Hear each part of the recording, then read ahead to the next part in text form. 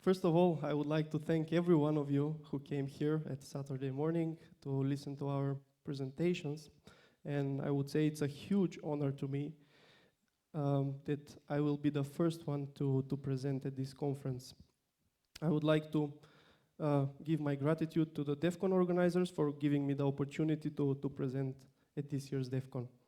So without further ado, what I will talk about today is chat with your own data by using LLaMA2 and LangChain.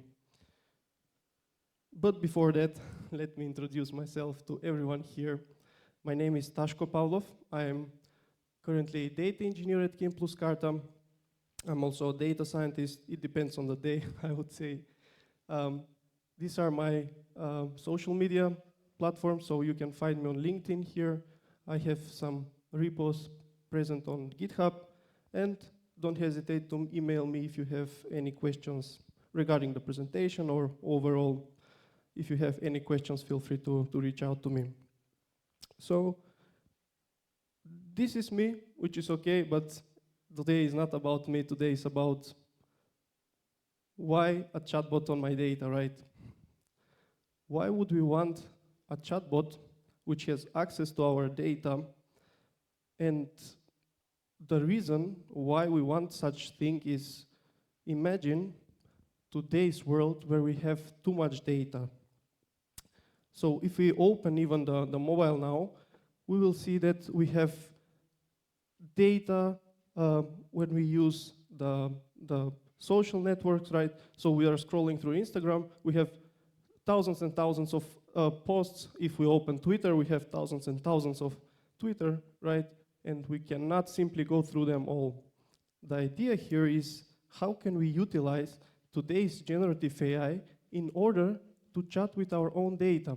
So in essence, what we want is some kind of a machine where we can, in a human-like conversation, ask a question and return an answer based on our data. But the thing is that we have too much data, and data is everywhere. It is streamed. We have structured, semi-structured, unstructured data.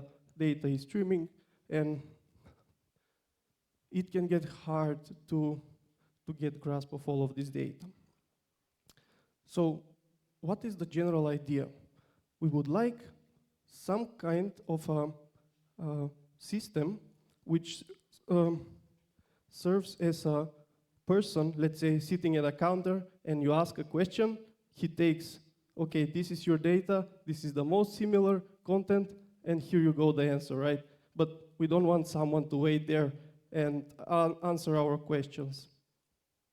So the idea is to have a chatbot-like conversation which will have access to our data. But it is my data, right? I don't want anyone to have access to our data. The whole idea is that my data I want to protect, and I don't want to expose my data to some third-party APIs, which I don't know what is happening in behind. So I would like to have the full control of where and what I do with my data. So how to do that on my local machine? This is how. This is the recipe, right? But wait, Tashko, you're showing too much details here. So first of all, I would like to focus on the bottom part here. Let's forget about the user here. So first of all, we need our data somehow to be known to our model. So in order to do that, we need to ingest the data. We need to split the data somehow into meaningful chunks, create embeddings, create Q&A chain, and provide the input to the model with our data. And in order to do that, we will see all of these steps, how they are performed with the use of open source libraries such as LangChain. So first of all, we need to ingest the data. This is the data engineering part, which is really interesting. So out of the box, LangChain is providing a vast variety of document loaders, such as either for public or proprietary data, either for unstructured or structured data. For example, we can ingest data from YouTube videos by using some open source some open source models, which we can transcribe the YouTube videos and use this data to ask questions about it. Also, we have ingestions from Wikipedia, which will help us ingest the data as we want. So out of the box, LangChain is providing a lot of document loaders. Okay, so we have our data. We have loaded a lot of text, which is good, which is what we want, right? The unstructured data. But how do we make use of so much text? For example, if we ask something, not every bit of this text is relevant to our question. The idea now is to somehow split this whole text into a meaningful chunks, into a meaningful paragraphs, into a meaningful sentences that make sense to answer our question. So in order to do that, LangChain is providing us a splitting module which will help us somehow semantically split all those texts that we just ingested. So we can see that LangChain out of the box is providing few examples of how we can split our ingested text that we did in the first step, and we can see here as an example, we have successfully split it into few paragraphs, and they make semantically more sense rather than having this whole text by itself ingested to the model.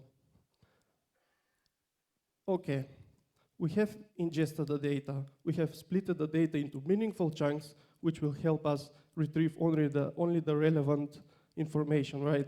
But how can we find the relevant information out of this whole document splits that we did?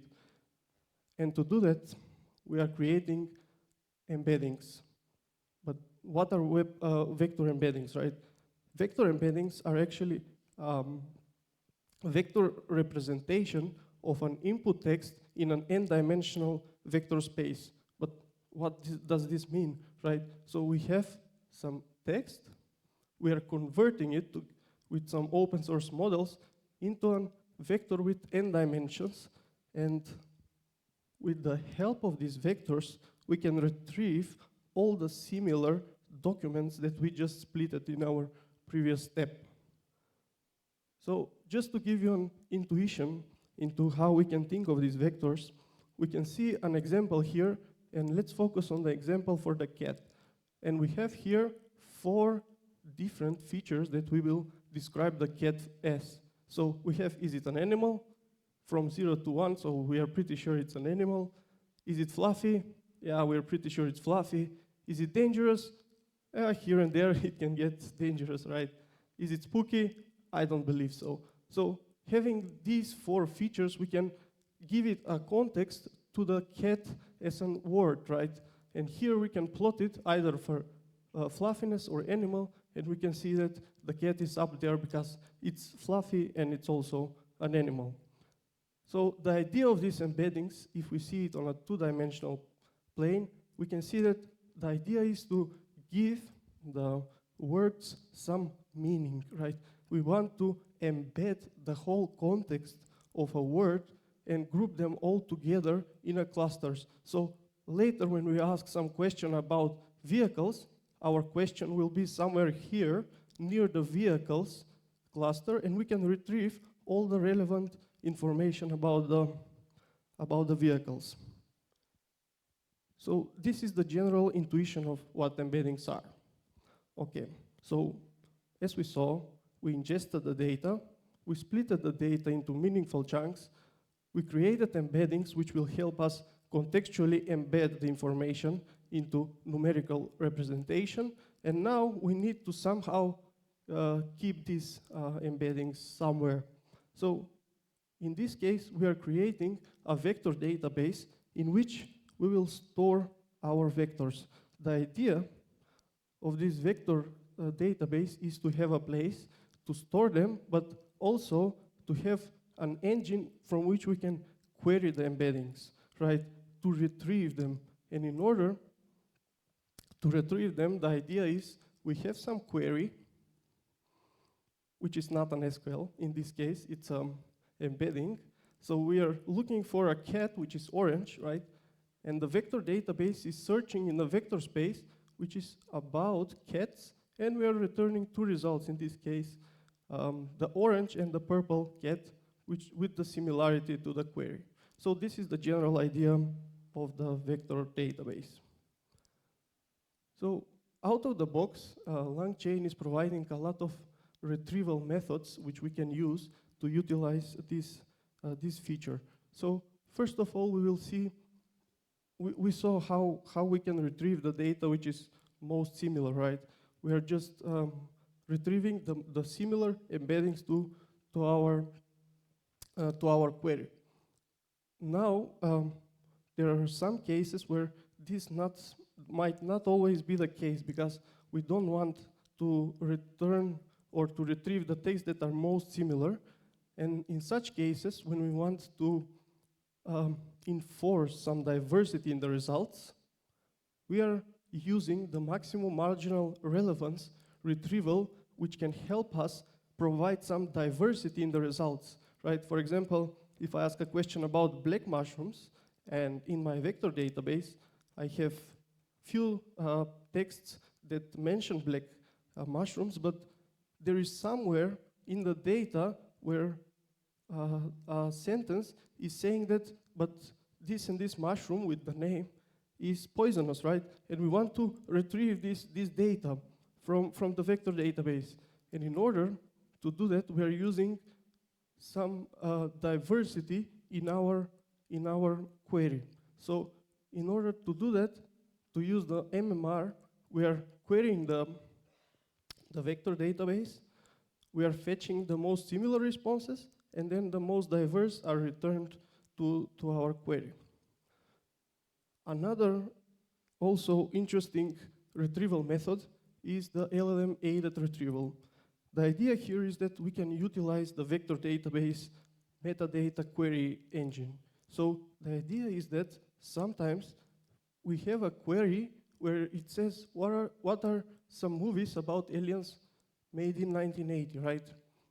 In this question, it is embedded that we want to search something which is aliens, and which year it's 1980, right?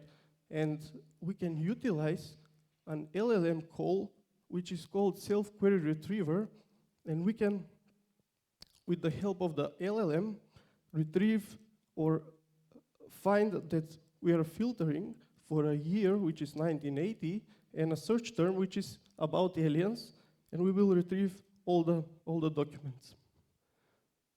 Another interesting retrieval method is called contextual compression. The idea behind this contextual compression retrieval method is that we have thousands and thousands of relevant splits, right? But they don't always include all the relevant information. And the idea here is that we can compress this context of all the relevant splits by using a compression LLM. So we are providing all the relevant splits to our compression LLM, and as an output, we are getting a smaller chunks which are more contextually relevant to our question. And after that, we are doing one more call, which is the final call to the LLM, which will provide us the most context out of the retrieved document splits. But okay, we talked about everything, right? But how do we put it all together? So we saw how we ingest the data, we saw how we split it into relevant splits, we saw how we embed, how we store the vectors, and how we retrieve either the similar or the, let's say, putting some diversity in the retrieved documents, but how do we actually put it all together? So the idea is to create a prompt which will help us build input to the LLM. For example, we're creating a prompt which says you are a helpful human assistant, and we are providing the context, which are the documents actually retrieved by the vector database. And also we are providing the question, which is the user input to the system. So Here we are saying only return the helpful answer below and nothing else, which will be the input to our model.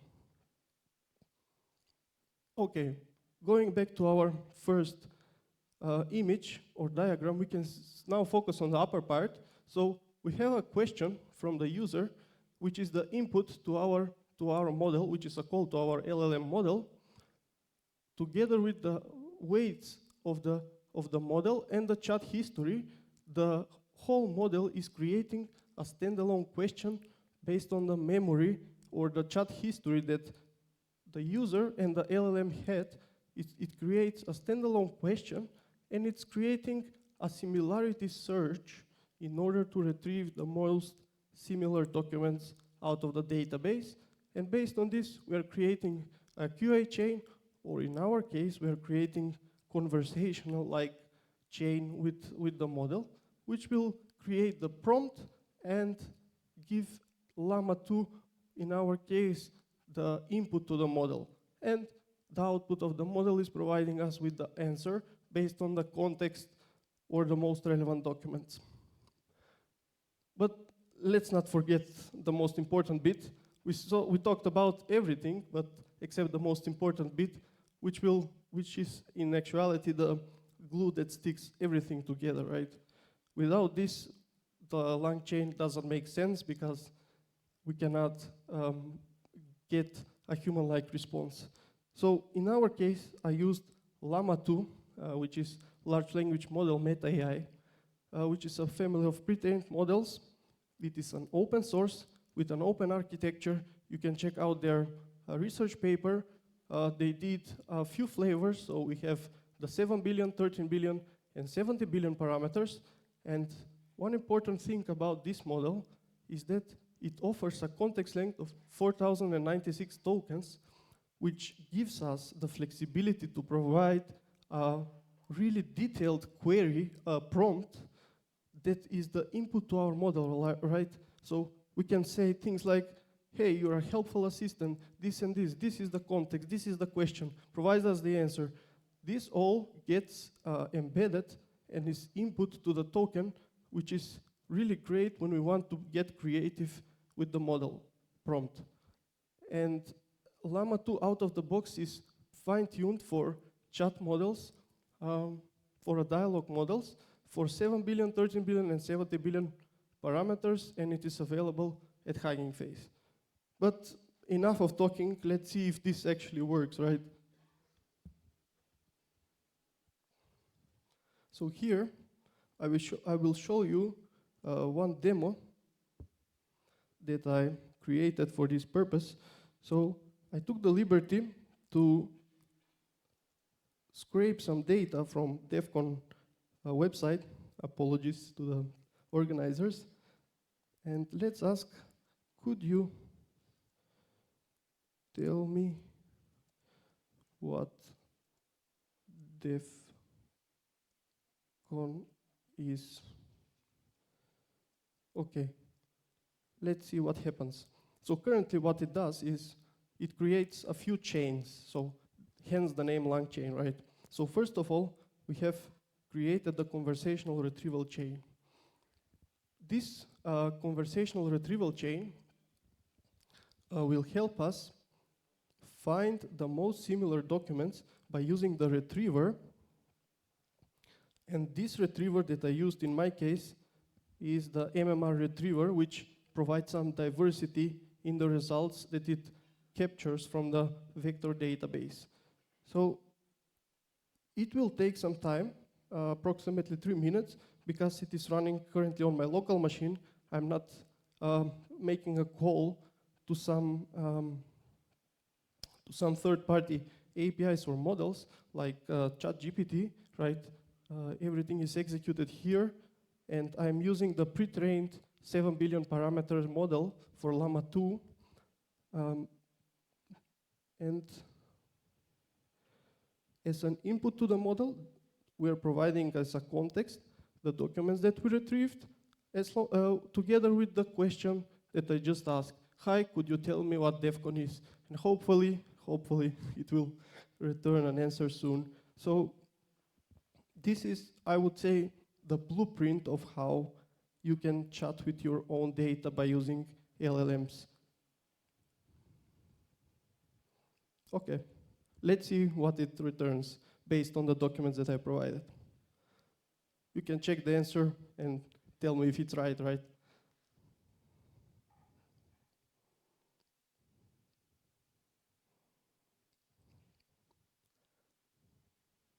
Two in Pristina, okay.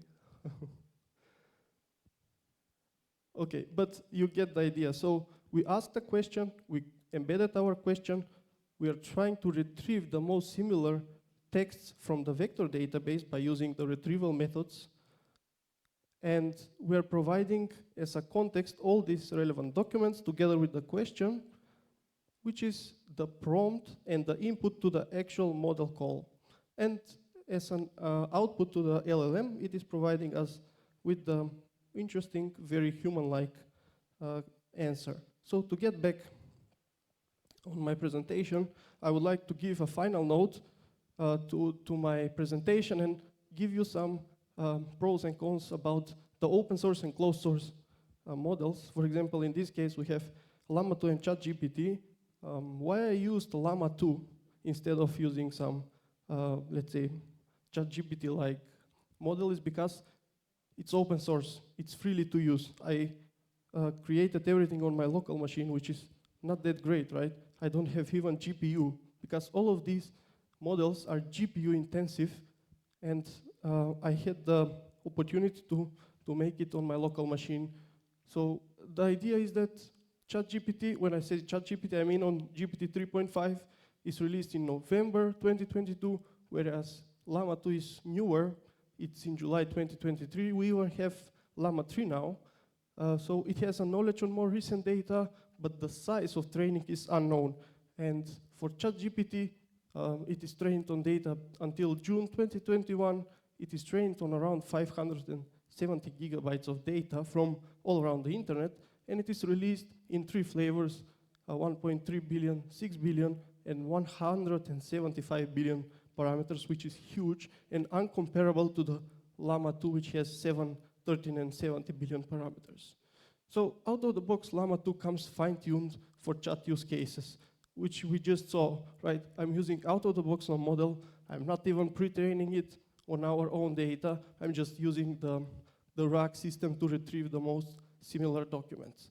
And the ChatGPT is better suitable for applications which require large amounts of text, because it has the ability to retrieve more text from its pre-training, whereas the LLaMA2 is more suitable for speed or lower data resources are priority. And also, it's free of charge. And having said this, I would like to thank you all for participating in today's presentation, and I'm happy to hear your questions.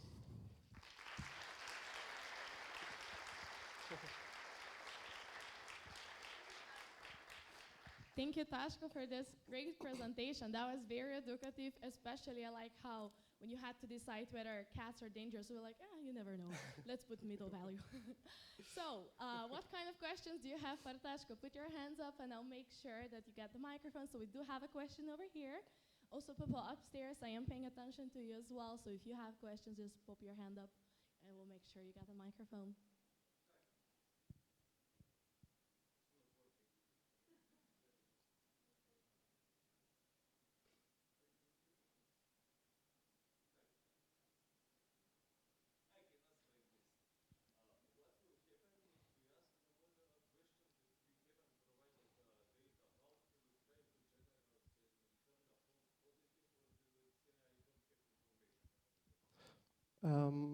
In our case, because I prepared the demo based on the document, and I specifically said in the prompt where, okay, the model, this is the context, and based on this context, please answer this question and nothing more, right? But you can always use LangChain to chain this model with another prompt, which will say, if you don't return anything or anything similar from our database, please don't return an answer. So you can always chain all of these prompts and different chains, which will help you get better results and better chatbot. there any other questions in the audience? Okay. Oh, over here. So in the third row in the middle, please. Okay. Let's try to see if the microphone works this time. So just over here in the third row. Yeah, that's it. Thank you. Hi.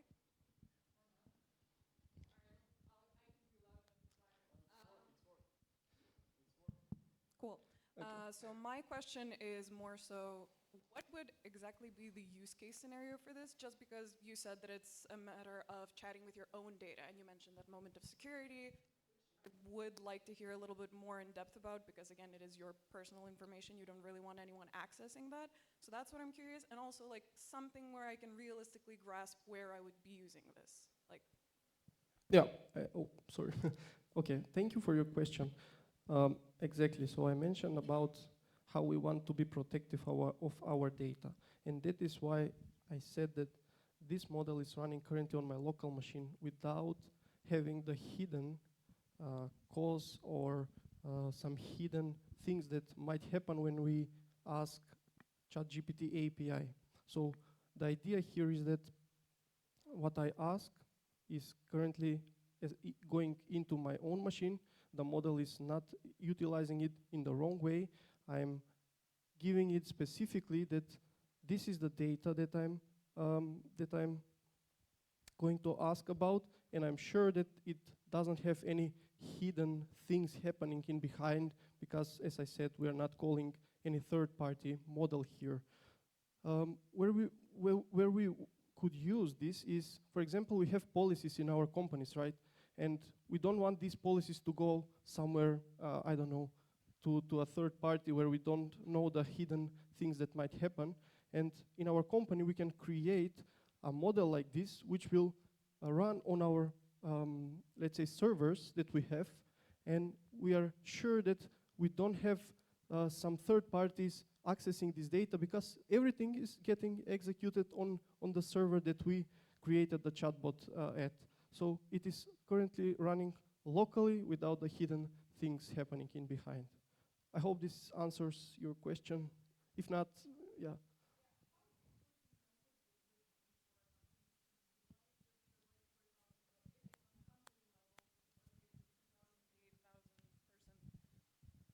company.